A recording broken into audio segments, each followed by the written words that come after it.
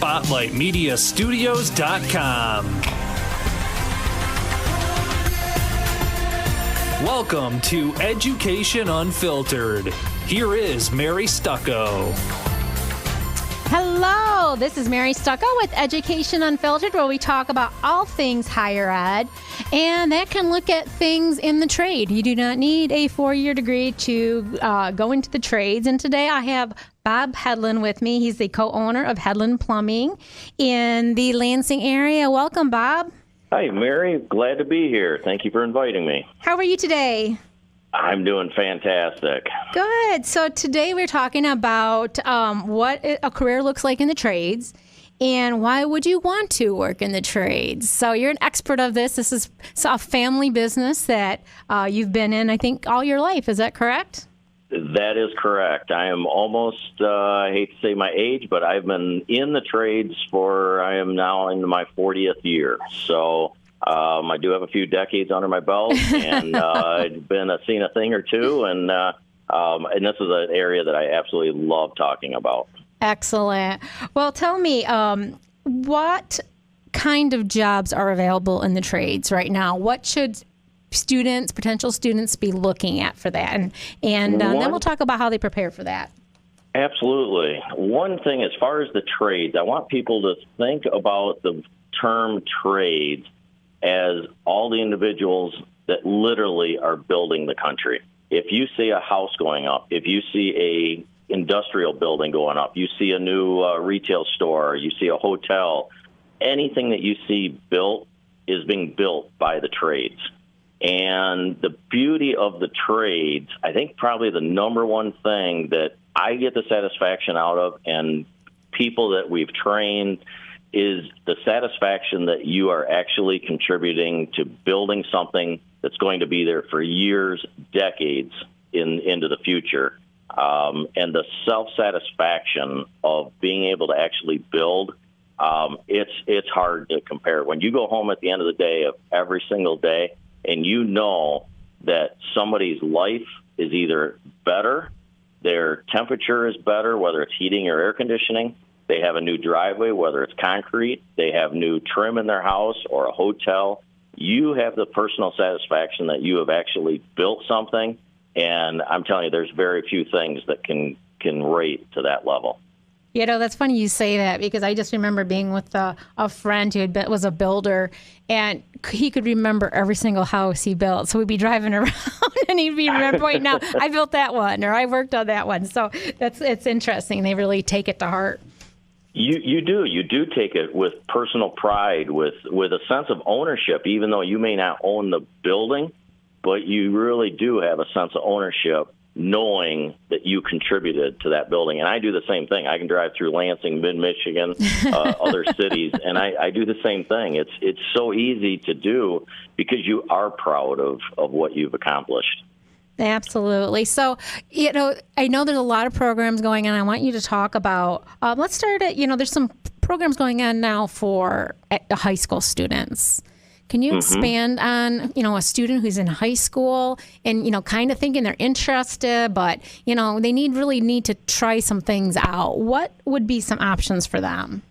Absolutely. One thing that I actually talk a lot to students with, and I talk to quite a few students throughout the year, both in junior high and high school at various schools. And one thing that I do talk about is it's very important for the individual to think about who they are as a person, because you want to match up your personality. And what I mean by that is, are you a type of person that really just loves being outdoors? You want to be outside. You don't mind the heat of summer, the cold of the winter. You just absolutely love being outdoors. Well, if that's the case, there is a wide open career paths for people, whether it's ironworks or concrete or roofing, siding, windows, building exteriors. But if you're the type that, I don't like cold, or I don't do well with heat, or I don't want to get rained on, or, things like that, there's an entirely different world inside for careers. And that could be woodworking, trim works, millwork. That could be, carpet, flooring specialties. That could be plumbing, heating, electrical, the trades, that direction. So number one, I always talk to kids about match up and really think about what environment do you really enjoy. Then once you have that and you've kind of given that some thought, you think about it, then you can start to break it down. Certain companies and certain trades, you do need advanced skills. You do need an apprenticeship. You do need, more than just working for a month with somebody and, yeah, I know how to do that now. And in specifically to getting a apprenticeship, going to that next level of education, there's all kinds of resources. There's LCC here in Lansing. But one that I'm affiliated with, and we do work very closely together, is the GMCA. It's the Greater Michigan Construction Academy. They're actually located, they have an office or a school here in Lansing. They have one in Midland, and they have one in Saginaw here in Michigan. And through the GMCA, they have entry level to where you can go in and basically do a very general construction. You get a little bit of a taste of everything from plumbing to electrical to heating and air. They have heavy equipment to where you can get in with some of that equipment. There's all kinds of different choices and selections. So as far as a resource, the GMCA, I would say, would be a fantastic first step. If you just Google or go to their website, there's just a wealth of knowledge, and information that you can get from there. Excellent. Now, tell me, there's a lot of options. As you talked about, being an apprentice, going to school. Is there a best path for certain areas? Is there certain areas like going to LCC or the GMCA where they should probably take some classes before they go out into the workforce? Or what are your recommendations? For that, I would recommend, if in a perfect world, it's a perfect balance if you can be doing both. And the reason is if you're a part of the schooling, you're learning about the code, you're learning about the actual behind the scenes of the biggest areas, the code, the theories, the math skills, things like that. Where out in the field, if you're working for a company, then you're learning the actual hands-on, more on the mechanical side. So an ideal world would be able to go and enroll into the school, but also find a company to work under. So you're doing the best of both worlds. And some companies will offer tuition assistance or tuition reimbursement. I know of a couple companies that they do tuition reimbursement where the student will pay. But then as long as you have, you're good attendance, you meet minimums for grade standards, they will reimburse you as each term comes and goes for tuition reimbursement. But ideally, if you can be enrolled in a school, get your apprenticeship going on the classroom side, but also be in the trades on the hands-on side as well. That would be the best way of going. And what I read, a lot of kids say, how do I start, or how do I get in with a company? Really, the first thing to do is, do you know anybody doing the trade that you might have an interest in, whether it's electrical or heating or plumbing? Do you know somebody in there? Reach out to that person. Do you know a plumber? Do you know an electrician? Do you know a flooring expert? Do you know, and talk to them first. And lots of times you can get hired in.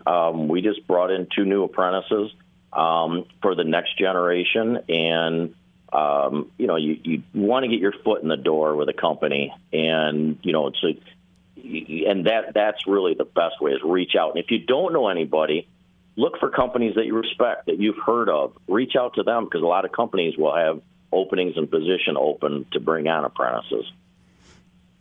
Yeah, that's very good advice. Now, what are the biggest areas in the trades right now that you see like the highest demand for people, or some areas that maybe are going to be growing more in the future?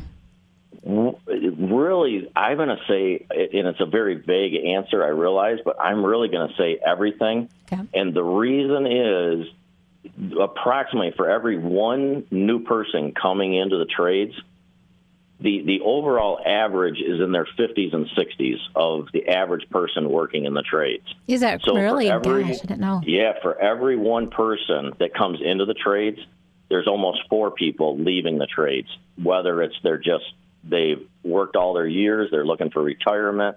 They're backing off. They're going to part-time. So it's an area of growth that, honestly, I don't see ending for many years to come. We're going through that full replacement cycle. So a good, hardworking person coming into the trades, and when I say that, I mean somebody that knows how to work, ask questions. Another thing that I highly recommend, I love about the youth. Sometimes with millennials, sometimes with the younger kids, some people will complain. They always ask why. Honestly, I love the question why because that introduces the door and opens the door for discussion of teaching. And if somebody is never asked the questions or never understands the why, it's hard to fully do any type of career. So to ask the why, ask how do you do that, be watching, be observant, be a part of that. I highly recommend that. But the biggest reason for the trades to be wide open is the out of balance number of people leaving the trades versus that are coming into the trades. Interesting. Are you seeing much job shadowing or opportunities like that for students who are like, gosh, I kind of like this idea, but I'm really not sure what area I think I like? Yeah, it's difficult right now on actual job shadowing. That would be a very unique situation. Okay. And what comes to my thought on that, everybody is so busy that you really don't have an opportunity to take somebody for a week or a day or something like that, just because everybody's working so hard every day just trying to get their work done. But if you are interested in job shadowing or something like that, I would recommend, again, going to a company saying, could I come into your company and could I volunteer for a day or 2 days and could I sweep your floors? No charge. I'll come in. Could I just come in and clean your floors? Could I clean your offices? Could I back anything to get your foot in the door? And then once you're there, you show the management that, you're really there to work and learn. And again, ask questions, be observant, looking, clean the trucks. There's fleets of trucks out there that the interiors are dirty. And honestly, if I had somebody, I'll volunteer. Could I clean that? Because what you're trying to do really show is that you are a detailed person, you have a work ethic, and you're willing to donate your time just to try to get an opportunity. And that will separate something, a young person with that mentality and that attitude, it'll drastically separate them from many others. Yeah, that's an incredible advice. Now, tell me, are you anticipating any type of influx from maybe like a little bit older, not just out of high school student? Now, there's different types of scholarships going on for like frontliners, for students over 25 that are want to get some education now and maybe switch careers. Are you anticipating, and how are you addressing that? You might be bringing in a little different level of student now. Yeah, and that is something. And at the GMCA, I know there's a wide range of ages. And in the trades itself, we are seeing a lot of people that are have done one career, and maybe they've done it for 5, 10, 15, 20 years, and they want to make a change. And it could be, like I talked about earlier with the environments, it could be somebody who worked in an outdoor setting for 20 years, and it's like, I've been in the trades, or I've done, one field for 15, 20 years, and I really want to make a change. I want to be around people more, or I want to be inside, or, just career changes that way. And there is such a need for tradespeople that if somebody was wanting to make a change of environment like that, I would say the door is wide open, and the environment, the opportunities are absolutely there for it. In talking about the skills, and one thing that I think is so unique and I love so much about the trades, it's a field that once you learn, or once you get to a point you've completed your apprenticeship, you have your license, but there's so many credentials and certifications and advanced education. It's an area that you never stop learning. There's always a new way. You're always learning from a coworker. There's always new certifications for nearly every trade available. And the certifications could be factory training from a manufacturer of exactly how to install their product. And my advice, again, to people is the more certifications that you can personally get and handle, then when you go to an employer or you're looking to try to get a contract, with a builder or a general contractor or anybody, and you can show the list of certifications that you have, number one, it separates you from many other people. Number two, you can actually get a better price for it because you do have the credentials, you do have the education, and there's a reason why they would pay because you have a higher skill level, and they're willing to pay more for that higher skill level. Interesting. Now, if we have anyone who's listening and thinking, gosh, I'm thinking about making a change, some of this sounds really interesting to me, I think I'd be good at it. What are some words of wisdom that you would give to somebody thinking about entering the trades? Again, probably the number one area is that person as an individual, are you willing to make the commitment? Because we've seen and I've seen it in all the industries, I've seen an awful lot of people that have come in, and they may not fully realize what it is, or they may not, realize, to be a roofer, you have to enjoy heat because you're on a roof. It's sunny. It's, it gets warm in the summertime. And so you really need to kind of take an overview of what skill or what area of expertise you're thinking about. But if it's an area that you've always had an interest in, I would circle back and start reaching out to people that are already doing that area. Talk to them as far as the on-the-job training and everything, and then start looking for opportunities like the GMCA, like various classes or LCC. Start taking classes in that area, and my number one thing is just learn as much as you can about that, and just be a sponge and just try to absorb as much information, both from the classroom setting and from the experts who are already in the trades. Thank you so much for joining me today. This is Bob Hedlund, the co-owner of Hedlund Plumbing. This is Mary Stucco with Education Unfiltered. Thank you for joining us today, and this episode was sponsored by Davenport University. Thank you to Frankenmuth Insurance for sponsoring this episode.